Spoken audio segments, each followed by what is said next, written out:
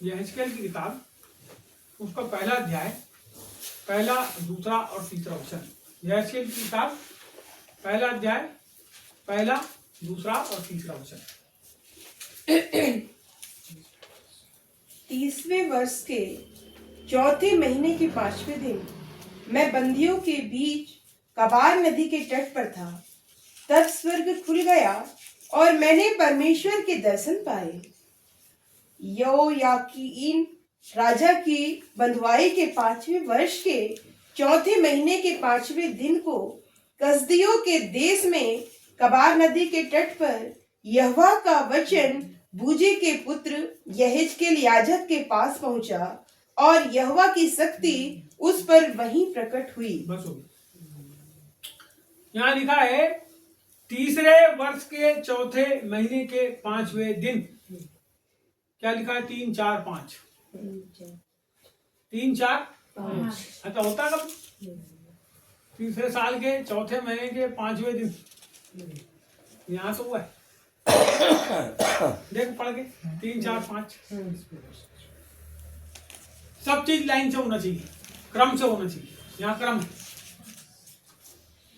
अपन लोग and band motor stand काम करते। काम कैसा होना चाहिए? एक के बाद सीधे 8 आना चाहिए कि 2 आना चाहिए? 2 आना चाहिए। यहाँ पे सब कुछ कैसा है, शुरू से लिखा उसने। अब वो क्यों तारीख लिखा मेरे को नहीं पता, लेकिन मेरे को ये समझ में आता है इसको पढ़ के कि कैसा होना चाहिए। सब काम क्रम से होना चाहिए, क्रम से होना चाहिए। अब ये जिस समय परमेश्वर ने उससे बात करा, उसने उस समय को बता दिया, उस दिन को बता दिया। लेकिन मैं आप लोगों के साथ ये बात को साझा करना चाहता हूं कि हमारा जो जीवन है वो कैसा होना चाहिए? बिल्कुल लाइन से होना चाहिए। यदि आज हम 40 साल के हो गए, 35 के हो गए, 50 के हो गए, तो आज भी यदि हम 5वीं, 6वीं, 7वीं के बच्चे के समान हरकत करेंगे तो क्रम से हैं हम? क्रम से नहीं है। होना पड़ेगा, क्रम से होना पड़ेगा। यदि हम बाल बच्चे वाले हैं तो हमारी चाल कैसी होना चाहिए? बाल बच्चे वाले जैसी होना चाहिए, जैसी होना चाहिए। यदि हम अब कमाने लगे तो हमारी चाल कैसी होना चाहिए? कमाऊदार व्यक्ति के समान होना चाहिए, ना कि उड़ाऊ व्यक्ति के समान होना चाहिए। यदि आज हमारे पास कोई चीज की व्यवस्था परमेश्वर ने दिया है, एक परिवार की व्यवस्था दिया है, या बिजनेस की व्यवस्था दिया है, या कलीसिया की व्यवस्था दिया है, या आत्माओं को बचाने की व्यवस्था दिया है, तो सब काम कैसे होना चाहिए? व्यवस्थित होना चाहिए। सारे काम व्यवस्थित होना चाहिए। जब सब चीज व्यवस्थित होती है तब उस व्यवस्था में परमेश्वर कैसा होता है? प्रसन्न होता है।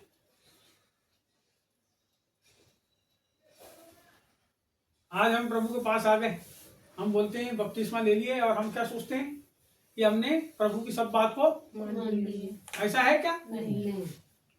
क्या करना पड़ेगा बपतिस्मा के बाद? उसकी आज्ञाओं पर चलना पड़ेगा। बपतिस्मा के बाद क्रम है, और वो क्रम कहां पे आया? प्रेरितों के काम 2 अध्याय में क्या आया? शिक्षा पाना, रोटी तोड़ना, प्रार्थना करना और संगति करना। क्रम आ गया ना। बपतिस्मा के बाद संगति करना पड़ेगा, संगति के साथ प्रार्थना करना पड़ेगा, प्रार्थना के साथ वचन सुनना पड़ेगा, और वचन सुनने के साथ जो है आपको क्या करना पड़ेगा? प्रभु भोज नहीं, रोटी तोड़ना पड़ेगा। यह क्रम है बपतिस्मा के बाद का। रोटी तोड़ना आखिरी में आ गया, और बीच में 3 चीज और 1, 2, 3, 4, 5। ये कलीसिया के अंदर 5 बात है। बपतिस्मा से लेकर के रोटी तोड़ना था। यीशु मसीह के जीवन में शुरुआत हुई बपतिस्मा लेने से, सेवकाई की, और खत्म कहां हुई? बोलो, रोटी तोड़। क्रूस के ऊपर अपनी देह को तोड़ दिया, दे दिया। पूरा व्यवस्थित काम प्रभु परमेश्वर यीशु मसीह ने किया।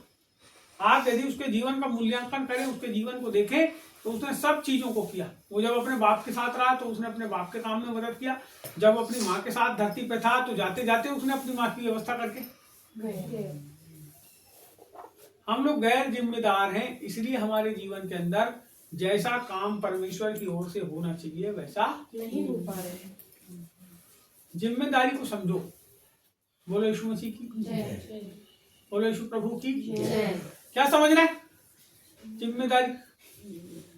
एक जन उठता सवेरे से, मुंह धोता और जो निकला घर से, तो शाम को जो उसका जो 2 बजे 2:30 बजे खाना खाने का समय रहता है, वो 7 बजे से निकल के पूरा घूम घाम के फ्री फंड में यहाँ बैठ के वहां पे चाय पी के, वहां पे नाश्ता करके, ऐसा करके समय नाश करके वो सीधे 2:30 बजे अपने घर में आता है और खाना खाता है और फिर 2:30 बजे के बाद खाना खा के उठ के फिर निकल जाता है घर से। फिर मटर गश्ती करेगा, जमाने में घूमेगा और घूमने के बाद आखिरी में क्या करता है, फिर रात को 9 बजे का समय आ जाता है, फिर खाना खाने का समय आ जाता है। आदमी क्या करता है, हाथ के भोजन।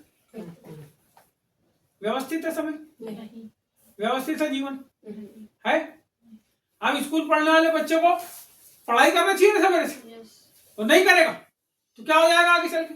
क्यों फेल हो जाएगा? क्योंकि उसने अपने जीवन को व्यवस्थित नहीं किया। आपको पता है बुद्धि जो है वो परमेश्वर के वचन को का भय, परमेश्वर का भय मानने से बुद्धि।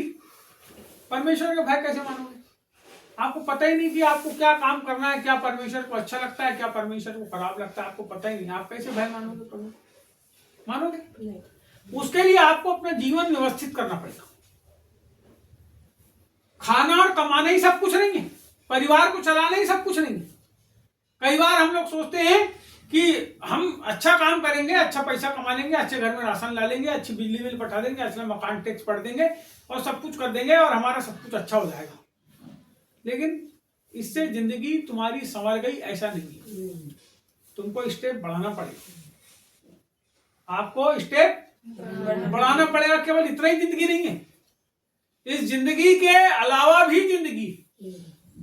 आप पूरा दिन सवेरे से रात तक के मेहनत करते हैं और आपके जीवन में खुशी नहीं। कारण क्या है? आप व्यवस्थित नहीं है। क्या नहीं है? व्यवस्थित नहीं है। यहाँ पे लिखा है 3रे वर्ष के 4थे महीने के 5वें दिन मैं बंदियों के बीच कबार नदी के तट पर था, तब स्वर्ग किया। मैं कहां पे था? कहां पे था? बंदियों के बीच। बोलो बंदियों के बीच। किसके बीच? बंदियों के बीच। बंदी कौन होता है? कैदी। बंदी के जीवन में कुछ व्यवस्थित होता है? खाना व्यवस्थित होता है, पान पीना व्यवस्थित होता है, नींद व्यवस्थित होती है, काम व्यवस्थित होता है, कुछ चीज व्यवस्थित है बंदी के जीवन में। पहले लिखा 3रे वर्ष के 4थे महीने के 5वें दिन, और उसके बाद लिख दिया बंदी। पहले वहां व्यवस्थित क्रम दिखा दिया, उसके बाद क्या लिख दिया? बंदियों के बीच कबार नदी के तट पर।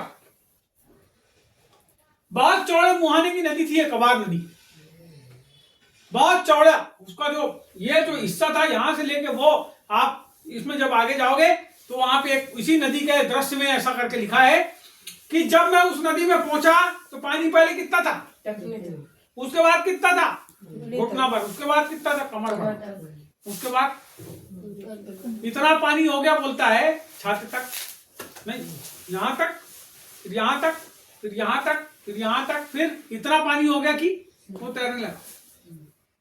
व्यवस्थित है ना? नदी में पानी ऐसा है कि तुम गए और शट से घुस गए उसके अंदर।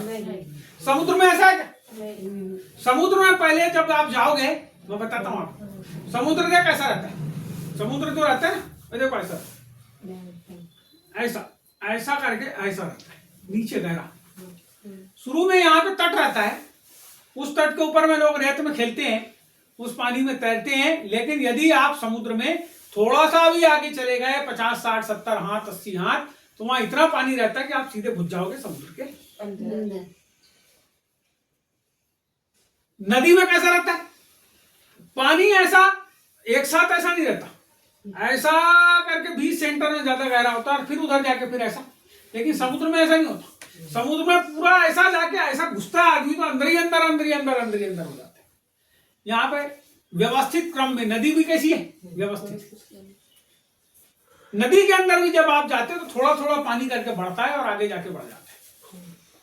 और इन वर्षों और समयों के और इस नदी के बीच में एक स्थान है जहां पे वो है कबार नदी का तट। उनके वो जिस जगह पे है वहां पे बंदी लोग हैं। कैसे लोग? आप किस स्थान में? हम भी बंदियों के बीच में। आप किस स्थान में? हम भी बंदियों के बीच में। मालूम, समझ रहा मेरी बात? समझ में आ रही? यस। समझ रहे आप मेरी बात? आप जिस दुकान में काम करते हो, जिस घर में काम करते हो, जिस जगह पे जाते हो, उसके आसपास सारे के सारे लोग बंदी हैं। केवल व्यवस्थित क्रम आपके पास है, केवल व्यवस्थित क्रम कलीसिया के पास है, बाकी सब लोग बंदी हैं। व्यवस्थित क्रम परमेश्वर का केवल कलीसिया के पास है, लेकिन जिस व्यक्ति के पास व्यवस्थित क्रम नहीं है, मेरी बात को आप समझिएगा। मैं आज कुछ और प्रचार करने वाला था, प्रभु ने बताया कि यहां से तू बोल। अब मेरे को नहीं पता मेरे को क्या बोलना है, लेकिन परमेश्वर ने बोलते बोलते बात को आपको बताने के लिए बताया। सुनिए, एक व्यक्ति जिसके पास व्यवस्थित क्रम नहीं होता वो बंदी होता है। समझ रहा मेरी बात? जो व्यक्ति अपने जीवन में परमेश्वर की व्यवस्था के अनुसार अपने जीवन को सेट नहीं करता, वो आदमी कैसा रहता है? बंदी रहता है। वहां पौलुस ने लिखा कि मैं अब जीवित ना रहा, मसीह मुझ में जीवित है। एक जगह पौलुस लिखता है कि मैं यीशु मसीह का बंदी हूं। आपको पता है यीशु मसीह कैसा बंदी करता है? जब यीशु मसीह किसी को अपना सेवक होने के लिए बुलाता है ना, तो वो उसको पूरा विश्व देता है। इसका मतलब उसको क्या बना देता है? उसको राजा बना देता है धरती के ऊपर। आपको विचार करना पड़ेगा कि आपका जीवन व्यवस्थित है कि नहीं है। आपका जीवन परमेश्वर में जैसा होना चाहिए वैसा है कि नहीं है। ये चुनाव आपका है। परमेश्वर ने आपको बंदियों के बीच में रखा, लेकिन आपको बंदी नहीं करा। मेरी बात को समझिएगा। मसीह ने हमें स्वतंत्र होने के लिए बुलाया, बाइबल कहती है। बंदियों के बीच में रखा है परमेश्वर ने। हम इस संसार के अंदर हैं, बहुत सारे लोग हैं जो बंदी हैं। बहुत साल पहले की बात है, मैं प्रार्थना कर रहा था। अब प्रार्थना करते करते एक आवाज मेरे को सुनाई दी। निर्गमन 2 का 1, निर्गमन 3 का 1 शायद, देखता हूं, बताता हूं क्या है।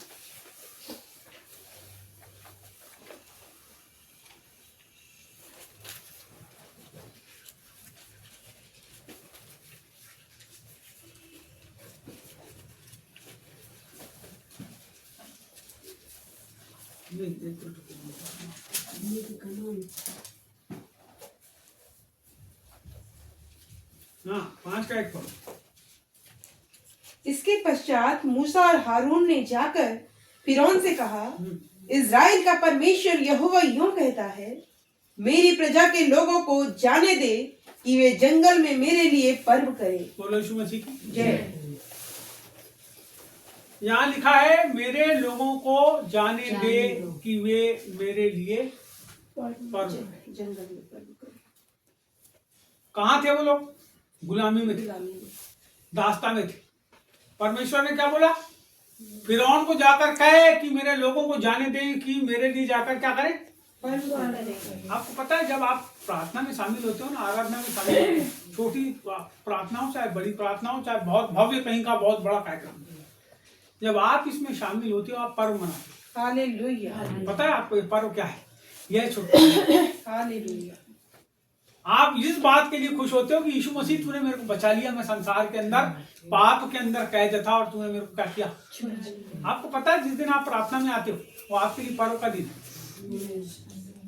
आपको पता है जब आप कलीसियाओं में जाते हो लोगों के बीच में, वो दिन आपके लिए पर्व का दिन होता है, खुशी का दिन होता है कि मैं परमेश्वर के लोगों के बीच में। लेकिन कितने ऐसे लोग हैं, अभागे लोग बोलते हैं, जिनने प्रभु का नाम भी लिए और क्या किए, उसको समझ भी लिए और क्या किए, उनको छोड़ दिया और फिर से गुलामी के अंदर चले गए। वो खुद जाते हैं। आपको पता है, मैं आज सवेरे के समय इस बात के ऊपर में विचार कर रहा था।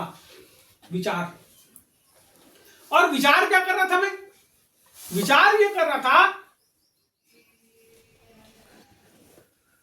कि परमेश्वर कितने सारे लोग हैं जो तेरे पास आते हैं, तो कितना प्रेम उन लोगों से करता है, कितना उन लोगों को के जीवन के अंदर काम करता है, कैसे बड़े बड़े आश्चर्य कर्म करता है, उनके जीवन की कितनी रुकावटें होती है जिसको हटा देता है। तेरे पास आने मात्र से उनके जीवन में काम हो जाता है। लेकिन जब उनको ऐसा लगता है कि हमारा काम हो गया, तब वो परमेश्वर कैसे तेरे को छोड़ के चले जाते हैं? क्या तू उनको छोड़ देता है? मेरे को आज जब मैं सोच रहा था तो ये बात समझ में आई कि लोग जो है ना अपने मन की अभिलाषाओं के कारण परमेश्वर को छोड़ते हैं। जब उनका काम हो जाता है, जब उनकी इच्छाएं हो जाती है, जब तृप्ति उनके जीवन में आ जाती है, तो परमेश्वर को क्या करते हैं? छोड़ देते हैं। तो अपने हाथ से छोड़ते हैं। परमेश्वर नहीं छोड़ता किसी आदमी को। एक व्यक्ति खुद परमेश्वर से कैसा होता है? दूर होता है, अलग हो जाता है, दूर हो जाता है। कैसे होता है? खुद होता है, कोई दूर नहीं करता। बाइबल में लिखा है, पौलुस में लिखा है कि ना प्रधानताएं, ना स्वर्गदूत, ना और कोई ताकत, ना और कोई समस्या, ना और कोई कष्ट, ना और कोई चीजें, ना जोखिम मेरे को परमेश्वर के प्रेम से अलग नहीं कर सकता। हमको परमेश्वर के प्रेम से कोई अलग नहीं कर सकता, केवल हम अलग होते। पकड़ो मेरा हाथ, पकड़ो। अब हटाओ अपना हाथ। क्यों नहीं हटा पा रहे? मैंने पकड़ के रखा ना। आपको पता है परमेश्वर पकड़ के रखता है। अब तुम बहुत ताकत लगाओ, छुड़ाओ। कौन नहीं छुड़ा है? वैसे ही आप और दूसरे लोग और तीसरे लोग और चौथे लोग परमेश्वर का जो आनंद है हमारे जीवन के ऊपर ऐसे आके, ऐसा प्रेम उसका आके हमारे ऊपर। लेकिन हम लोग जो है इतने बेईमान हैं कि हम परमेश्वर की उस महाकरुणा को समझ ही नहीं पाते और हम उसको छोड़ के भाग जाते हैं। बाइबल में लिखा है, तुम कल के लिए चिंता न करना कि कल तुम क्या खाओगे क्या पियोगे, है ना? वो बोलता है उन सोसरों के ऊपर ध्यान करो, उन मैदान की घासों के ऊपर ध्यान करो जो क्या करती है, उनके ऊपर फूल लग जाते हैं। कितना सुंदर उनका आवरण परमेश्वर बना देता है, उनको ढाक देता है, उनकी सुंदरता देखने वाली हो जाती है। सोसरों के ऊपर ध्यान करो। वो बोलता हूं चिड़ियों के ऊपर ध्यान करो जो न बोती है न काटती है, लेकिन परमेश्वर उनको क्या करता है? खाने के लिए। कितने प्रभु के सेवक हैं आज पूरे विश्व के अंदर। वो पहले कभी कोई काम करते रहे होंगे, लेकिन आज की तारीख में कोई काम नहीं। आपको पता है वो परमेश्वर के ऊपर आसरा करते हैं और प्रभु से कहते हैं, परमेश्वर आज हमारी रोटी का जुगाड़। मेरे को नहीं पता कैसे कैसे कैसे लोग पलते हैं, क्या करते हैं, कैसे करते हैं, लेकिन मेरा परमेश्वर सबको पालता है। हालेलुया।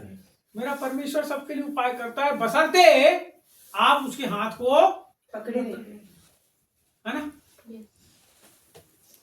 अपना हाथ उठाओ, एक ताली बजाओ। दूसरा हाथ मत लगाओ, ऐसी बजाओ ना ताली। ले बजाओ ताली, मार बजाओ ताली, समझे? ताली दो हाथ से बजती है। परमेश्वर कभी किसी को अकेला नहीं छोड़ता, वो उसके साथ रहता ही है। ना मैं तुझे कभी छोड़ूंगा ना कभी तुझे त्यागूंगा।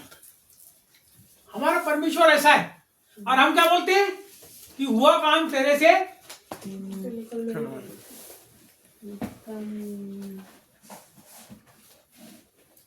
परमेश्वर के साथ ऐसा बिल्कुल भी नहीं है। परमेश्वर आपके लिए हर समय उपलब्ध है, लेकिन हम परमेश्वर के लिए उपलब्ध होना बंद हो जाते हैं।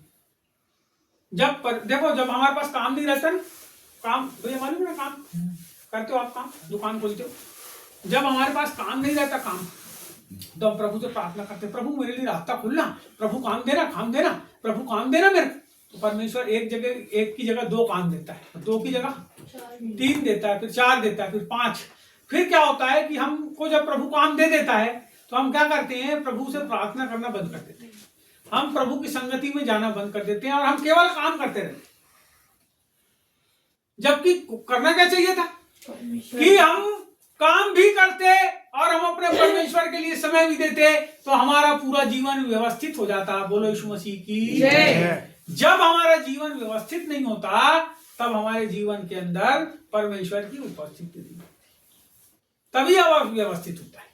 जब हम परमेश्वर को छोड़ देते हैं, जब हम परमेश्वर को त्याग देते हैं, जब हम परमेश्वर से दूर हो जाते हैं ना, तो वो आदमी जो था जिसके बारे में मैं सोच रहा था आज, वो धनी आदमी के बारे में, कि वो नरक के अंदर चले गया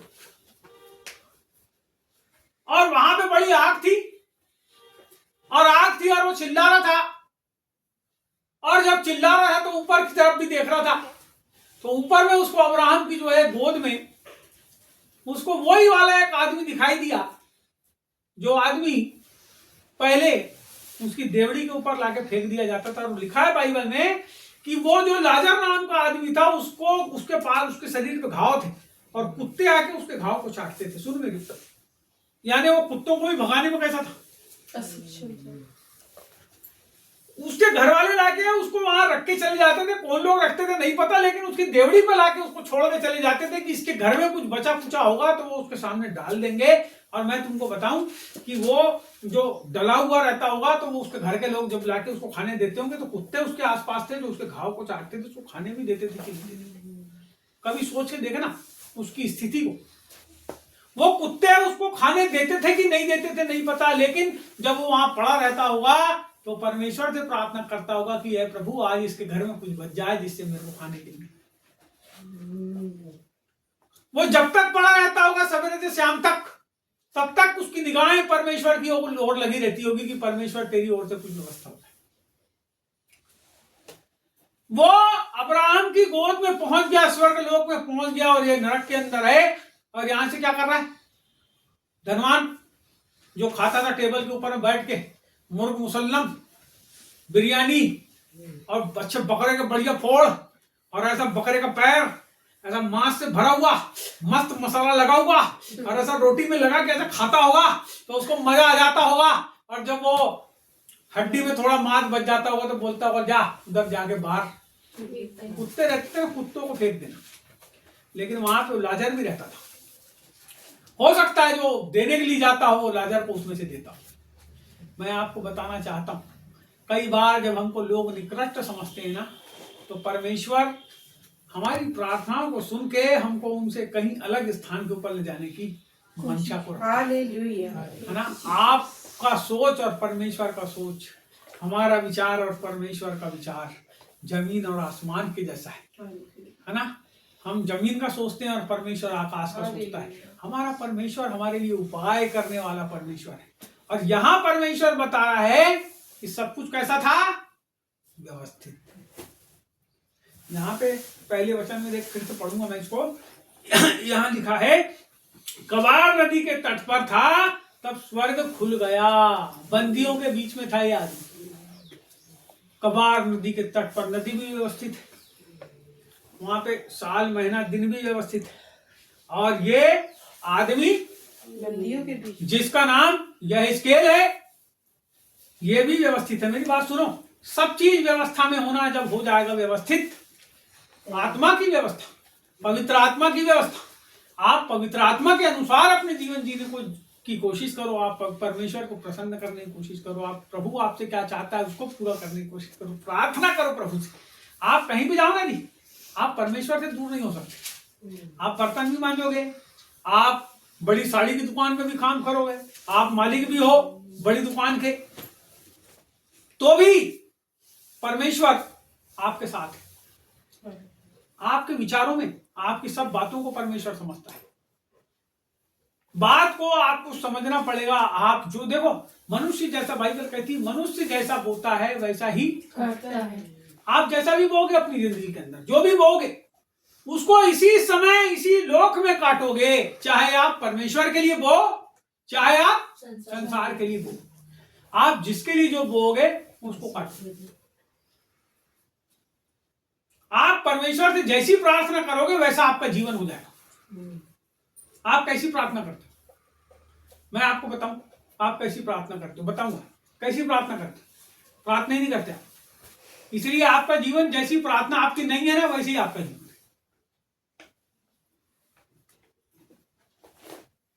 कैसी प्रार्थना करते हो उसके अनुसार आपका जीवन होता चले जाएगा। मेरी बात को कभी ध्यान से देना। आप ललाते रहते हो ना चीजों के लिए प्रार्थना में, वैसे ही ललाते रहो। आप संतुष्टि के साथ प्रार्थना करना चालू करो। अपनी ललाहट को क्या करो, अपने जीवन से हटाओ और परमेश्वर से कहो, प्रभु तू मेरे को संतुष्ट करने वाला परमेश्वर, तू मेरे को तृप्त करने वाला परमेश्वर है, तूने मेरे को इस धरती के ऊपर की, इस आकाश के ऊपर की, इस स्वर्ग के ऊपर की प्रभु सारी आशीषों से भरा है। प्रभु तेरा धन्यवाद। ललाना बंद करो, ललाहट की प्रार्थना को करना बंद करो। परमेश्वर से जैसा परमेश्वर है उसकी समरूपता में आने की कोशिश करो। जब आप प्रभु से प्रार्थना करोगे, प्रभु मेरे को अपनी सेवा में आगे बढ़ा, बोलो एक एक करके बोल के बता, बोलो आप बोलो, बोलो प्रभु हमको अपनी आत्मा में हाँ प्रभु मैं सौरभ पंडोरिया को प्रभु आपकी सेवा में आगे बढ़ा। प्रभु मैं चाहता हूँ कि मैं अपना जीवन तुझे दूं। प्रभु मैं चाहता हूँ कि मैं तेरे अनुसार चलूं। ये जीवन मेरा नहीं है प्रभु, मैंने धोखे से बोल दिया तुझे दूं, लेकिन यह जीवन का मालिक तू है, क्योंकि तूने मुझे बताया। आपकी प्रार्थना में समर्पण के भाव नहीं है। मैंने जैसा बोला वैसी बोली। नकल करने से अकल नहीं आती। जो नकल करने वाला गलत करता है तो सामने वाला जब नकल मारता है उसकी तो गलत उत्तर लिख देता है, फेल हो जाता है। नकल से अकल नहीं आती है ना, नकल भी अकल से मारना पड़ता है। बोलो यीशु प्रभु जय। हमारे पास व्यवस्थित क्रम जीवन का होना चाहिए। यदि हम परमेश्वर में आ गए हैं तो हमको हमारे जीवन में प्रभु के लिए समर्पण होना चाहिए। समर्पण के बाद ही परमेश्वर आपके जीवन के अंदर, अब तो आपने आचरण देख लिए, कभी बीमार थे, कभी फलाने थे, कभी ढिमके थे, देख लिए ना सब चीज। आप प्रभु में आ गए हो, अपने जीवन को व्यवस्थित करने की कोशिश करो। यहाँ लिखा है कबार नदी के तट पर था तो स्वर्ग खुल गया। हमारे जीवन के ऊपर परमेश्वर कई चीजों को अपने स्वर्ग से प्रकट करना चाहता है, लेकिन हमारे जीवन व्यवस्थित होना चाहिए। आगे यहाँ लिखा है यहोयाकीन राजा की बंधुआई के 5वें वर्ष के चौथे महीने के 5वें दिन को कसदियों के देश में कबार नदी के तट पर यहोवा का वचन बूजी के पुत्र यहेजकेल याजक के पास पहुंचा और यहोवा की शक्ति उस पर वहीं प्रकट हुई।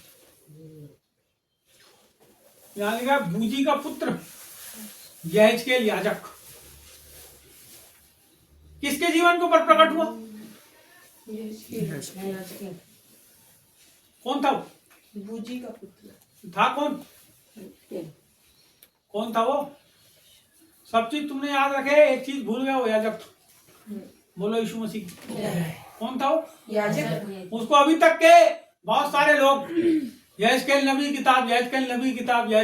किताब बोलते हैं और बार बार यहेजकेल भविष्यवक्ता बोलते। सुनो मैं आपको बताऊं, वो याजक था। वो याजक था। याजक का मतलब एक ऐसा आदमी जो पूरी अपनी जिंदगी में ट्रेनिंग को पाया हुआ है। कैसे परमेश्वर के पास जाके मेल बलि चढ़ाना है, कैसे होम बलि चढ़ाना है, कैसे अन्न बलि चढ़ाना है, कैसे परमेश्वर के मंदिर के अंदर व्यवहार करना है। उसने शुरू से, आप पढ़ोगे जब पहले वचन से, तो वहां सब चीज व्यवस्थित लिखा है। कैसा लिखा है? कैसा लिखा है? लिखा भी व्यवस्थित है। तुमको पता है क्यों लिखा है व्यवस्थित? क्योंकि वो खुद कैसा था? व्यवस्थित था। वो खुद व्यवस्थित था, वो याजक था। और एक याजक आदमी को व्यवस्थित रहना चाहिए। बाइबल बताती है मेरे ज्ञान के ना रहने से मेरी प्रजा बंधुआई में चली गई। यहाँ लिखा है उसके आगे मलाकी किताब में कि इन याजकों ने मेरे ज्ञान को तज दिया। आपको पता है इसके ऊपर स्वर्ग खुल गया। लेकिन जब आप परमेश्वर के वचन को छोड़ देते हो, परमेश्वर का ज्ञान जो है वो उसका वचन है। परमेश्वर का ज्ञान उसका वचन है, और जहां पे परमेश्वर का वचन है उस वचन के ऊपर परमेश्वर का आत्मा मंडराता है। मेरी बात को आप ध्यान से समझना। जिस जगह पर परमेश्वर का वचन है उसी जगह के ऊपर में परमेश्वर का आत्मा मंडराता है, और जहां पर परमेश्वर का वचन नहीं होता वहां पे परमेश्वर अपने वचन के पहुंचने की व्यवस्था को करता है। वहां पर पहुंचने की व्यवस्था को करता है, और जब वचन वहां पे पहुंचता है परमेश्वर के आश्चर्य कर्म वहां पे चालू होता है। इस संसार के कोने कोने तक परमेश्वर का वचन एक एक जगह पर पहुंचेगा। जहां नहीं पहुंचा है वहां भी पहुंचेगा। जिन जातियों ने परमेश्वर को ग्रहण नहीं करी है वो जातियां परमेश्वर को ग्रहण करेगी, क्योंकि उसका वचन सामर्थ्य। और बाइबल कहती है कि जो वचन को परमेश्वर कहता है वो इस धरती के ऊपर बगैर पूरा हुए वापस नहीं आता। सब कुछ व्यवस्थित है, परमेश्वर ने सब कुछ को व्यवस्थित बनाया। उसने पहले आकाश और पृथ्वी को बनाया, धरती के पानी को जो है धरती के ऊपर से अलग करके आकाश के ऊपर चढ़ाया। मैं आपको बताना चाहता हूँ जीवन को भी व्यवस्थित तरीके से बनाया। पानी के अंदर उसने जीवन को, मछलियों को बनाया, उसके बाद पशु पक्षियों को बनाया, उसके बाद जो है उसने मनुष्य को बनाया। सब कुछ व्यवस्थित। इसके पहले कि आदमी बन जाए उसने हमारे खाने के लिए फल और फूल और पौधे और अन्न को बनाया। इसके पहले हमको पैदा करें। आपको पता है हम कोई व्यवस्था अपनी जिंदगी में नहीं करते, बाल बच्चे भका भक पैदा करते। बोलो यीशु मसीह। व्यवस्था, एक व्यक्ति जो परमेश्वर के ऊपर विश्वास करता है वो कैसा रहता है? बोलो व्यवस्थित रहता है। व्यवस्थित रहता है। आपको अपने जीवन में सब परमेश्वर की व्यवस्थाओं को, उसके हिसाब के कामों को अपने जीवन में व्यवस्थित करना पड़ेगा। चाहे वो प्रार्थना हो, चाहे वो वचन हो, चाहे और कोई बात हो, चाहे और कोई बात हो। आप भी व्यवस्थित बैठो। परमेश्वर ने आपको अपनी सेवा के लिए बुलाया है, बैठने में भी व्यवस्थित बैठो। बोलो यीशु प्रभु की जय। बोलो यीशु प्रभु की जय। समझ रहे हैं मेरी बात? यस। आ रही समझ? कुछ भी हैंड बैंड मोटर स्टैंड काम नहीं करना, सीधा सब चीजों को व्यवस्थित करना है। जब आप सब चीजों को व्यवस्थित करेंगे अपने जीवन में परमेश्वर के अनुसार, आपके जीवन पे स्वर्ग खुला रहा है। हालेलुया। स्वर्ग खुला रहा है। यस। वहां लिखा है उसके ऊपर स्वर्ग खुल गया। और दूसरी बात वहां आगे लिखी है, वहां लिखा है पहले में, और मैंने परमेश्वर के दर्शन पाया। दूसरी बात, तब स्वर्ग खुल गया और मैंने परमेश्वर के दर्शन पाए। बोलो व्यवस्थित। प्रार्थना में व्यवस्थित रहना है, वचन में व्यवस्थित रहना है, संगति में व्यवस्थित रहना है, प्रभु भोज में व्यवस्थित रहना है, एक दूसरे के सुख दुख में व्यवस्थित रहना है। हमारे सुख हमारे लिए महत्वपूर्ण है, दूसरों के सुख, दूसरों के दुख नहीं, उसको भोगने तो भोगता है। हम अपने घर में अच्छे है ना, बढ़िया कतरी ओढ़ के सोए, कोई दिक्कत। बोले यीशु प्रभु की जय। आजकल कंबल आ गए, कतरी की जगह कंबल ओढ़ के सोते हैं। बोले यीशु प्रभु की जय। हमारे जीवन के अंदर परिवर्तन परिवर्तन परिवर्तन जरूरी है। किसी ने बोला है आवश्यकता ही आविष्कार की जननी है। अरे तुमको कोई चीज की आवश्यकता है तो तुम क्या करते हो? अपनी आवश्यकता को पूरा करने के लिए जो जो तुमको नहीं करना है वो भी करते। हाँ, लेकिन ऐसा करने से अच्छा है आप परमेश्वर के अधीन हो जाओ, आप अपने आप को व्यवस्थित कर लो, तब आपके जीवन के लिए परमेश्वर व्यवस्था करेगा।